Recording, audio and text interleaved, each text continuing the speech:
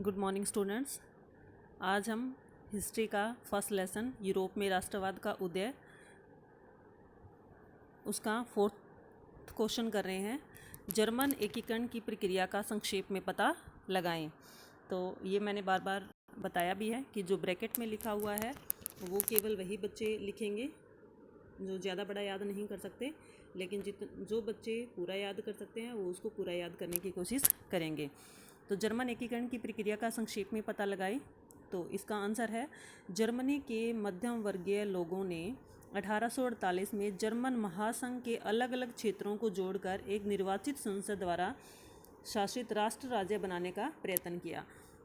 जैसे भारत अपना पहले गुलाम था तो हमने क्या किया, भारत को आज़ाद कराने का प्रयत्न किया। इसी प्रकार जर्मनी क्या था, अलग अलग क्षेत्रों में बंटा हुआ था और हमारा भारत भी क्या था, अलग अलग रियासतों में बंटा हुआ था, उसको हमने एक किया। जैसे हम पटेल का नाम, वल्लभ भाई पटेल का नाम सुनते हैं कि उन्होंने रियासतों को जोड़ा। तो इसी प्रकार जर्मनी के अलग अलग क्षेत्र थे, जो मध्यम वर्गीय लोग थे, उन्होंने इसको जोड़ने का प्रयत्न किया।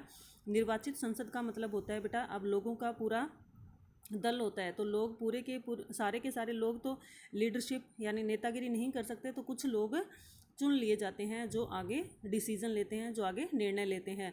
तो निर्वाचित संसद थी मध्यम वर्गीय लोगों की, उन्होंने जर्मन के अलग अलग क्षेत्रों को जोड़ने का प्रयत्न किया, लेकिन ये प्रयत्न सफल नहीं हुआ। क्यों नहीं हुआ? क्योंकि राष्ट्र निर्माण की यह उदारवादी पहल राजशाही और फौज की ताकतों ने मिलकर दबा दी थी। लेकिन जो बच्चे थोड़ा करना चाहते हैं वो ब्रैकेट तक ही करेंगे।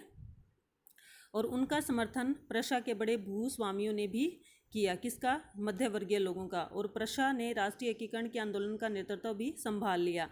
और इसका मेन जो मंत्री था, मुख्य जो आदमी था, वो कौन था? Otto von Bismarck. इस प्रक्रिया का जनक माना जाता है। इस प्रक्रिया कौन सी? जर्मन की एकीकरण की प्रक्रिया का जनक माना जाता है। उसने प्रशा की सेना और नौकरशाही की मदद ली थी। 7 वर्ष के दौरान ऑस्ट्रेलिया, डेनमार्क, फ्रांस के 3 युद्धों में प्रशा की जीत हुई और जर्मन की एकीकरण की प्रक्रिया पूरी हुई। 1971 में वर्साय में हुए एक समारोह में प्रशा के राजा विलियम प्रथम को जर्मनी का सम्राट घोषित कर दिया गया। तो ये थी जर्मन के एकीकरण की प्रक्रिया, जिसमें से कई सारे क्वेश्चन छोटे भी निकलकर सामने आते हैं।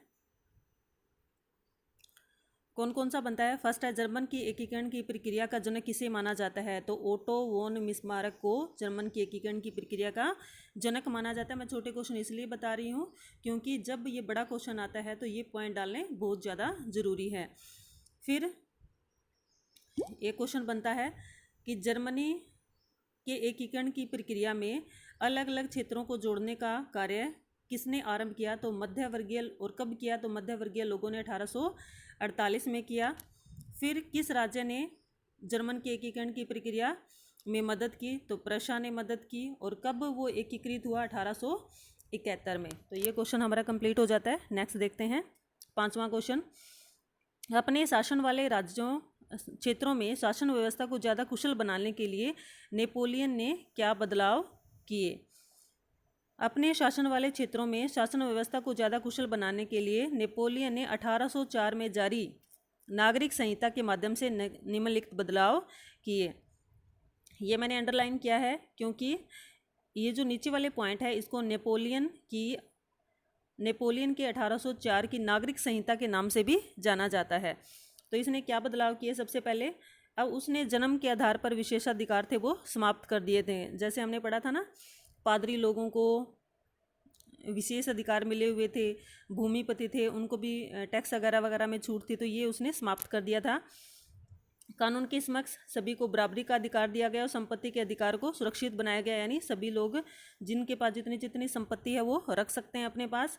उसने अपने नियंत्रण वाले क्षेत्रों जैसे स्विट्जरलैंड, इटली, जर्मनी में प्रशासनिक विभाजनों को भी सरल बना दिया था, यानी काम करने का अलग अलग हेडक्वार्टर्स बना दिए गए थे कि जहाँ से प्रशासनिक काम, जैसे हमारे भी है ना, एक केंद्र की सरकार होती है, फिर राज्य सरकार होती है, इसी प्रकार उसने भी अलग अलग छोटे छोटे टुकड़ों में उनको विभाजित करके और अलग अलग शासन है लोगों को सौंप दिया छोटा छोटा।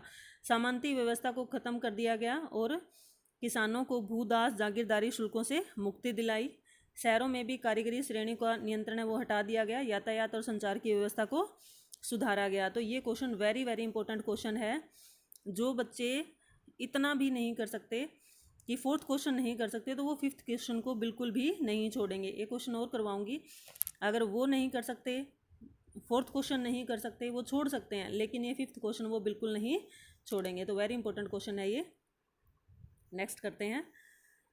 अर्नेस्ट रेनन कौन था, इसकी उसने राष्ट्र की व्याख्या कैसे की। तो जो बच्चे इस क्वेश्चन को बहुत ही कम करना चाहते हैं वो ये लिखेंगे कि अर्नेस्ट रेनन है वो फ्रांसीसी दार्शनिक था। कितना करेंगे सिर्फ कि अर्नेस्ट रेनन एक फ्रांसीसी दार्शनिक था, बस इतनी ही लाइन याद करनी है जो बच्चे ज़्यादा नहीं कर सकते। लेकिन जो बच्चे पूरा करना चाहते हैं वो सिर्फ अंडरलाइन किया है वही करेंगे। उसने 1882 में सोबोन विश्वविद्यालय में दिए एक व्याख्यान में राष्ट्र की अपनी समझ प्रस्तुत की, यानी राष्ट्र के ऊपर अपना उसने भाषण दिया। तो अर्नेस्ट रेनन ने क्या बताया कि राष्ट्र क्या है। नंबर 1, एक लंबे प्रयासों, त्याग और निष्ठा का चरम बिंदु है। कहता है एक राष्ट्र, ये क्वेश्चन भी आ सकता है छोटे में कि एक राष्ट्र लंबे प्रयासों, त्याग और निष्ठा का चरम बिंदु है, ये किसने कहा। तो अर्नेस्ट रेनन ने कहा था कि एक राष्ट्र है वो लंबे प्रयास, त्याग और निष्ठा का चरम बिंदु है। दूसरा, राष्ट्र है वो एक सामाजिक पूंजी है जिस पर राष्ट्रीय विचार आधारित किया जाता है। थर्ड ये लिखोगे, राष्ट्र एक बड़ी और व्यापक एकता है। फोर्थ लिखोगे, राष्ट्रों का स्वामित्व में होना राष्ट्रों का अस्तित्व में होना एक अच्छी बात है, बल्कि यह एक आवश्यकता भी है, और इसका होना, उनका होना स्वतंत्रता की गारंटी है। कहता है जब राष्ट्र बन जाता है, अस्तित्व में आ जाता है, तो ये स्वतंत्रता की गारंटी है और ये एक आवश्यकता भी है। तो सिर्फ इतना ही आप इसमें से करोगे, ये आप याद भी करोगे, कॉपी में नोट भी करोगे। इसके आपके दो ऑप्शन दिए जाते हैं, पहले आप इसको लिखो उसके बाद आप लर्न करो, या फिर पहले आप इसको लर्न करो फिर याद करो। जैसे भी करो, लिखने के बाद आप मुझे पिक सेंड करोगे तभी आपकी प्रेजेंट शो होएगी। Thank you.